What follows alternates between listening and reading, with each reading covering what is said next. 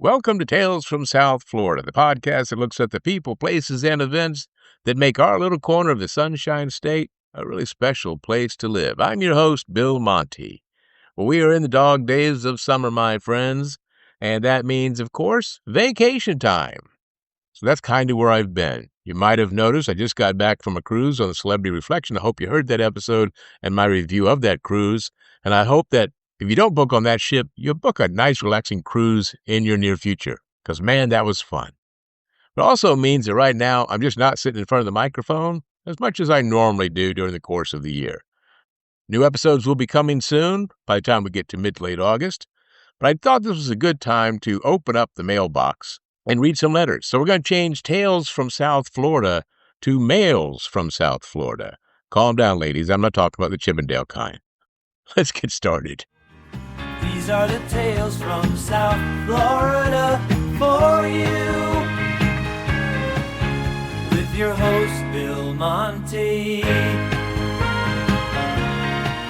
So I'm always excited to get some email or messages from you, my friends, the listeners. If you would like to send in an idea for a story or ask a question like these folks did, don't forget to visit Talesfromsouthflorida.com. That's where you can find the SpeakPipe tool and a link to the email and everything else going on with Tales from South Florida. That's Talesfromsouthflorida.com. Okay, so let's look and see what some of the people are asking here.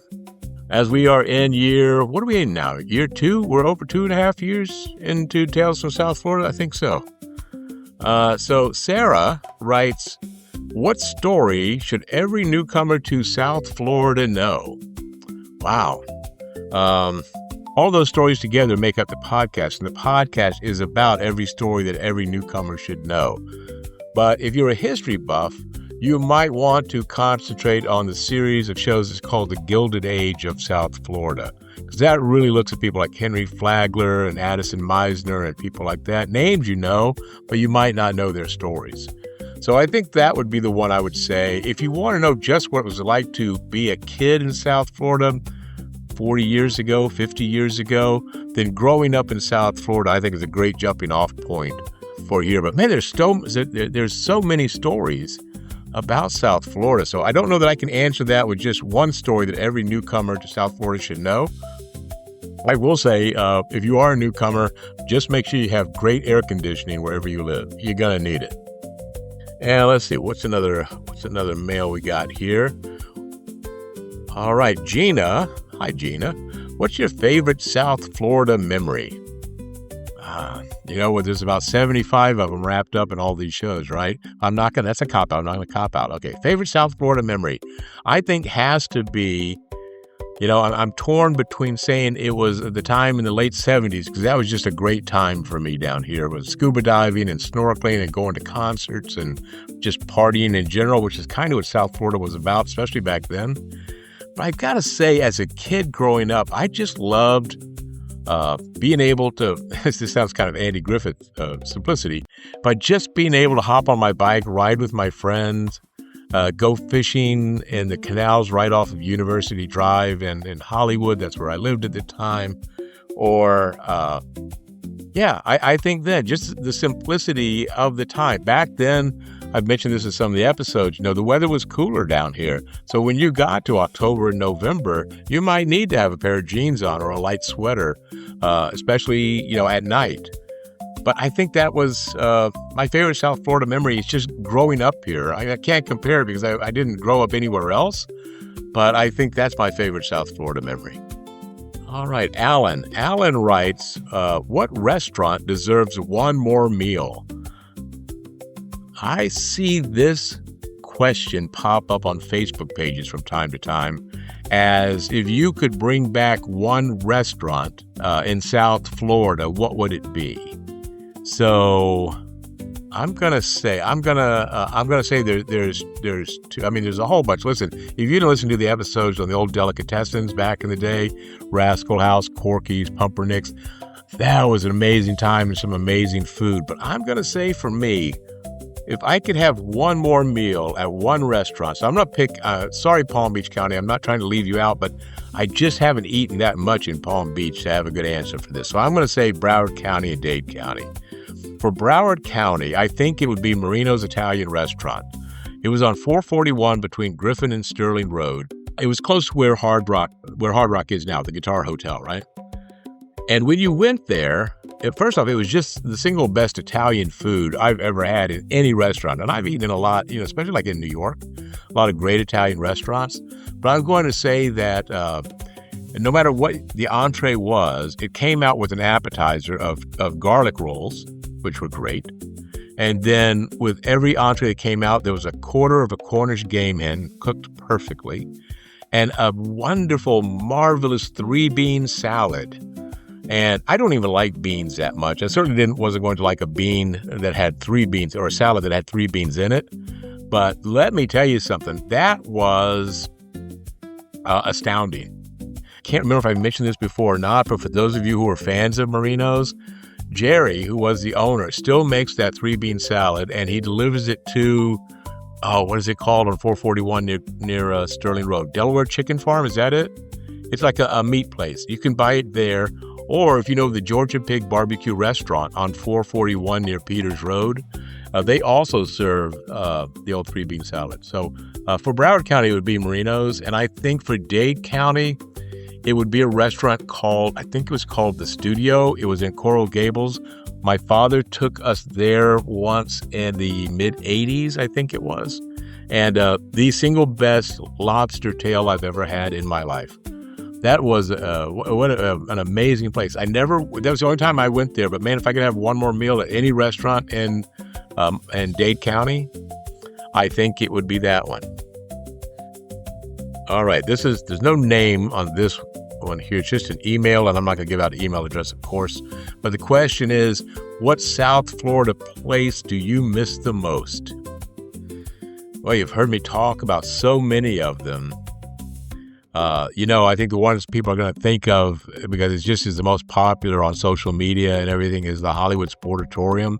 But I think the Sportatorium lives best in memory. It really was not a great experience. The leaky roof and the acoustics were horrible. But, back then, that's where you went to see the big stars, because that was really the only indoor place that they could go to play. What other place? You know what I'm going to say? And maybe all of you could relate to this for whatever was in your neck of the woods.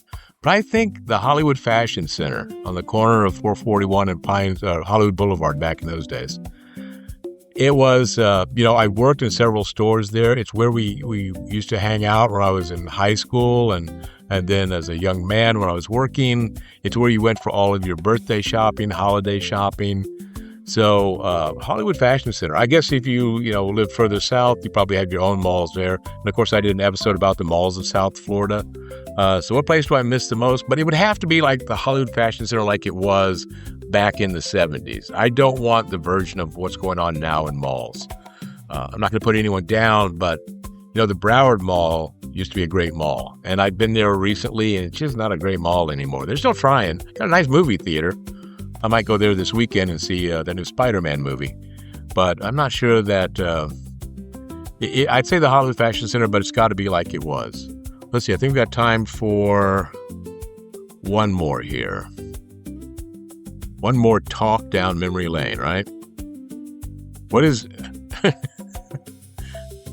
right, this is from Robert. What is my favorite memory from Hurricane Andrew? I don't have any favorite memory from Hurricane Andrew. I did the episode about Hurricane Andrew. My favorite memory is that when the power came back on. My wife was pregnant at the time with my daughter, and I think she was 7 months pregnant.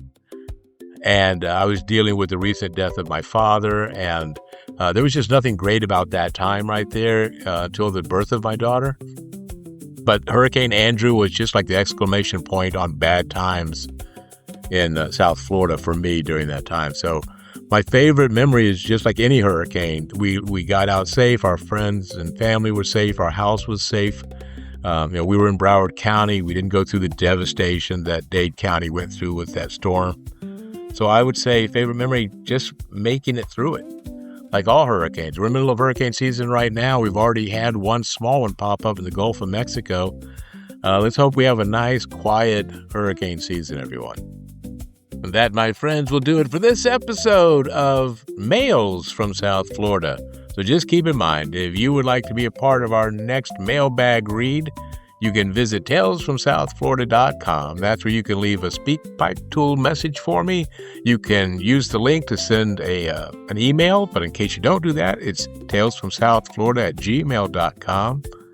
You can also visit our YouTube channel, our Spotify playlist. You can look at our gallery of photos that we have there. You can visit the Buy Me a Coffee link and help support the show. You're already supporting it so much by listening and by being there every episode, by sharing it, by liking, by subscribing, by following, and I do so appreciate that. If you'd like to support a little bit more, Buy Me a Coffee is the way to do it. We'll be back in August with new episodes. So until then, my friends, I remind you, as always, be safe and be kind.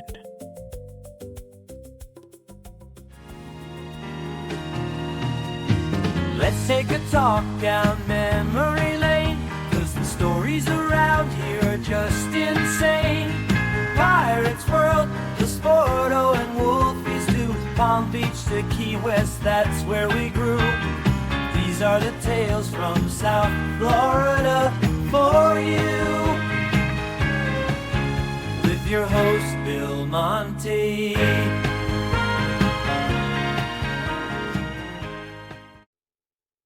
Hi, this is Bill Monty, and if you enjoy the podcast, sharing episodes, spreading the word, well, truly that means a lot, and it helps the show grow like you wouldn't believe.